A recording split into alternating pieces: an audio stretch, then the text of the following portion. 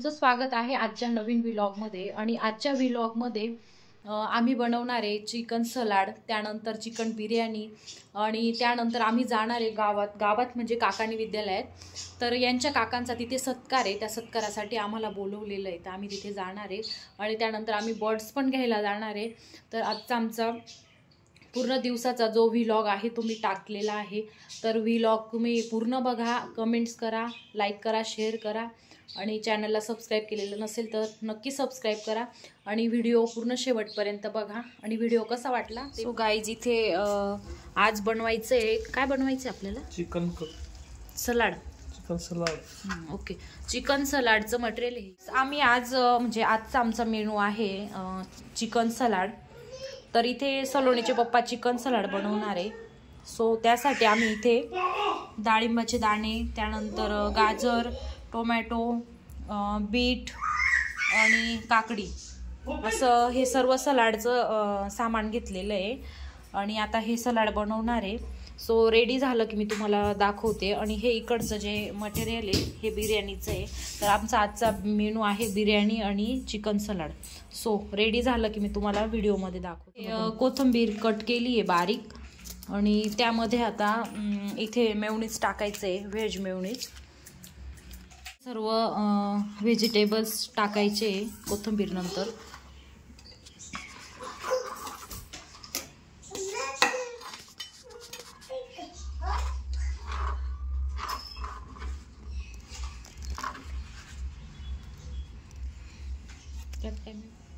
So इथे त्यानंतर mayonnaise टाकलं।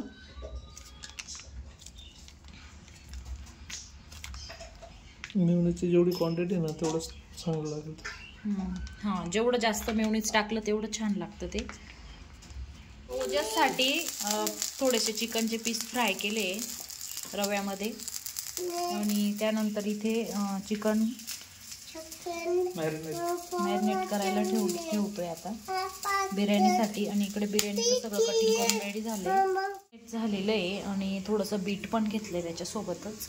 त्यानंतर इथे कांदा वगैरे मी फ्राय करते।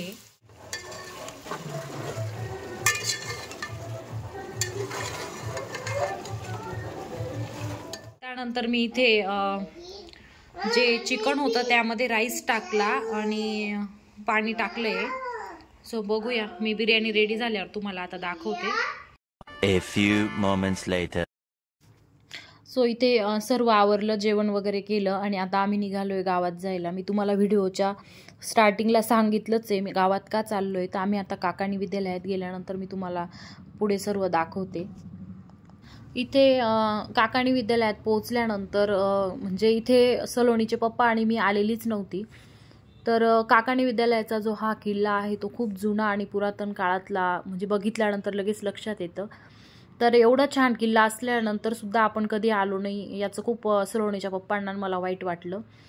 तर आम्ही इथे गाडी वगैरे पार्क केली आणि किल्ला बघतच राहिलो आम्ही। खूप छान असं वाटत होतं आणि सगळं तिथे पोहोचल्यानंतर मी काकांना सगळं विचारलं, तर काका म्हणे की हा किल्ला खूप जुना आहे आणि आधी त्या साईडला वर्ग वगैरे भरायचे म्हणून त्यांनी सर्व सांगितलं। तर इथे आम्ही पोहोचलो होतो सत्कारासाठी आणि इथे बसल्यानंतर पूर्ण शाळेतले दिवस आठवत होते लहानपणाचे।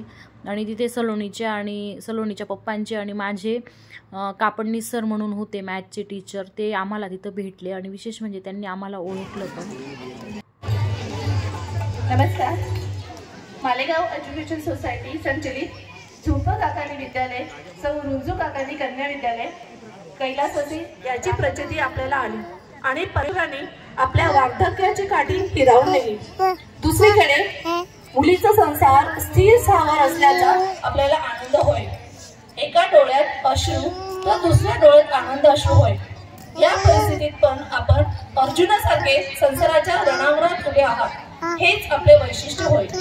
बालगोपालांना पोहोचविण्याची सेवा आपण गेल्या 26 वर्षापासून देत आहात।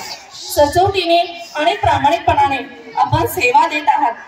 ह्याच सेवाभावाने आपण नारायणालाही ऋणी केले। स्वामी समर्थावर आपली भाव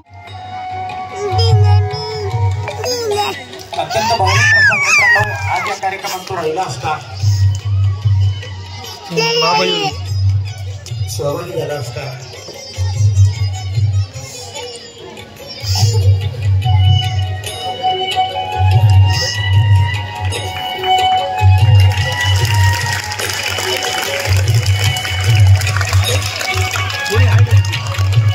आपण सोपापंची ओटी भरायची.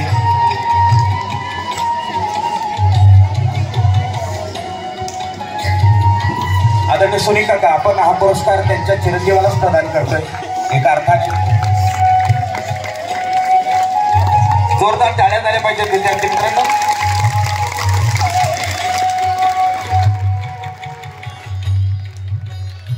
शाळेची स्मरणिका आदरणीय कमल किशोरजी काकांनी आपण त्यांना प्रदान करायची. शाळेची स्मरणिका आदरणीय कमल किशोरजी काकांनी साहेब.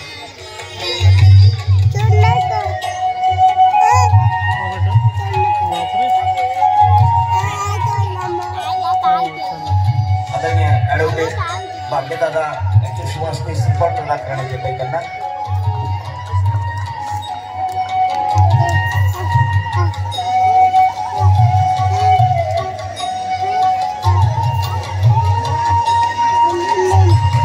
आयुष्यात सेवेला खूप मोल असतं आणि चौधरी काका आपला हा सत्कार आम्ही आमच्या संस्थेच्या वतीने तुमच्या चिरंजीवालाच अर्पण करतोय. प्रभू परमात्मा त्याला निश्चितच शांती प्रदान करेल आणि चांगली जागा देईल याची शंका नाही. आम्ही सर्व तुमच्या सोबत आहोत काका, काळजी करू नका. आमची संस्था चालक सदैव तुमच्या. इथे काकांचा सत्कार वगैरे झाला. आम्ही फोटो वगैरे काढले आणि आतमध्ये मला उत्सुकता होती की काकांनी स्कूल कशी आहे बघूया. तर मी मध्ये गेल्यानंतर त्या काकांनी बऱ्याच आठवणी सांगितल्या की इकडे ह्या साईडला आधी वर्ग भरायचे वगैरे. तर हे सर्व नवीन झालं आहे असं सांगितलं त्यांनी आणि खूप जुनी पुरातन काळातली स्कूल होती ती. A few moments.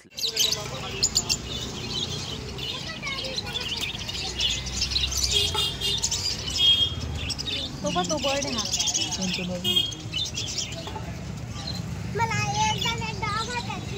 हे कुठलं काय आहे तो?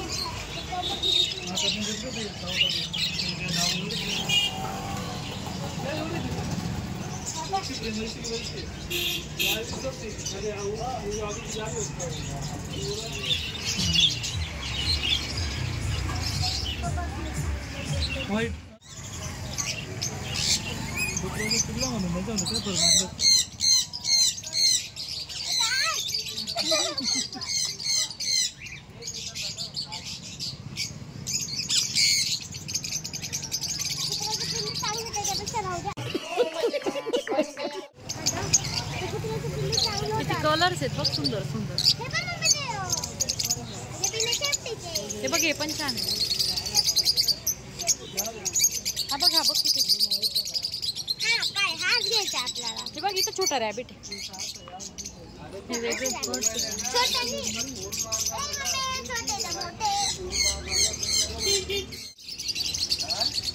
घ्यायची का?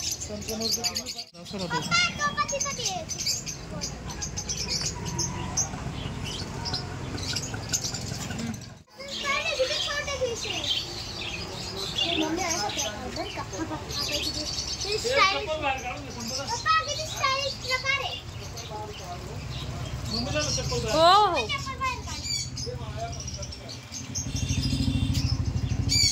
मम्मी हा बघ किती स्टाइलिश प्रकार आहे.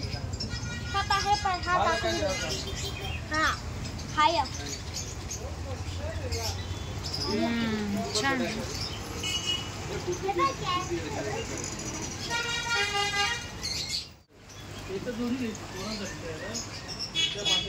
छान बसले. हॅलो नको ठेवून दे तिथे. कुठले कलर घेतले? आपण घेतला व्हाईट आणि ब्लू कलर. आणि आता आपण कुठे आलोय? आता आलोय आपण अंडा रोल खायला. तुला काय खायचंय? मी खाई फ्रेंच फ्राईज.